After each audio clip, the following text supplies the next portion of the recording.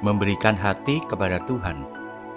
Samuel berkata kepada seluruh bangsa Israel, katanya, "Jika kamu berbalik kepada Tuhan dengan segenap hatimu, singkirkanlah ilah-ilah asing dan Asitoret dari tengah-tengah kamu.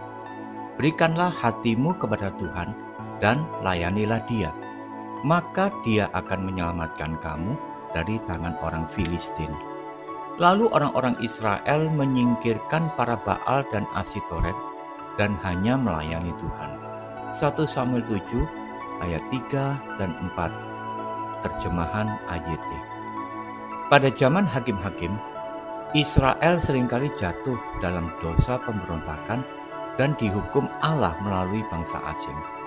Dalam kisah di 1 Samuel 7 ayat 3 dan 4, Samuel memberikan petunjuk kepada seluruh bangsa Israel untuk kembali kepada Tuhan dengan segenap hati.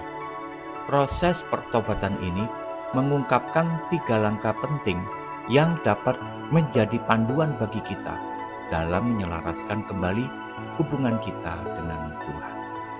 Pertama, menyingkirkan berhala dalam hidup kita.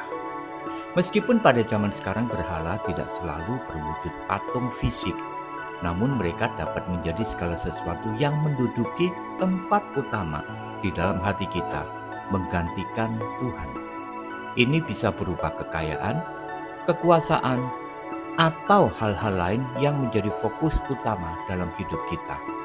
Pertobatan dimulai dengan membersihkan hati kita dari segala hal yang dapat menghambat hubungan kita dengan Tuhan. Kedua, memberikan hati. Setelah berhala telah disingkirkan, langkah berikutnya adalah memberikan hati kepada Tuhan.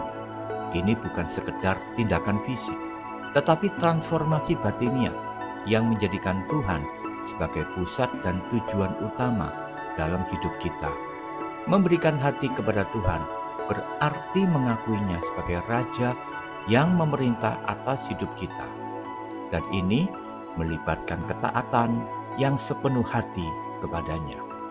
Ketiga, melayani Tuhan. Langkah terakhir dalam proses pertobatan adalah melayani Tuhan. Melayani bukanlah tindakan yang terpisah dari pertobatan, melainkan konsekuensi alami dari hati yang telah disucikan. Pelayanan yang dilakukan dengan tulus dan ikhlas menjadi berkenan di mata Tuhan.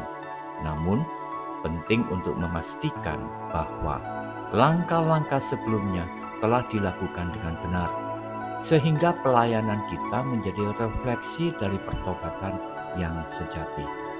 Sebelum kita memasuki pelayanan secara aktif, penting untuk memastikan bahwa kita telah mengalami pertobatan yang sepenuhnya, bersih dari segala macam berhala, memberikan hati kepada Tuhan, dan kemudian melayaninya dengan tulus. Inilah urutan langkah yang tidak dapat dibolak-balik. Jadi, dalam setiap aspek kehidupan kita, mari terus membuka hati kita untuk mengalami proses pertobatan dan pemurnian setiap hari. Semoga langkah-langkah sederhana ini membimbing kita menuju kembali kepada Tuhan dengan segenap hati, sehingga pelayanan kita dan hidup kita sepenuhnya berkenan di mata Tuhan. Amin.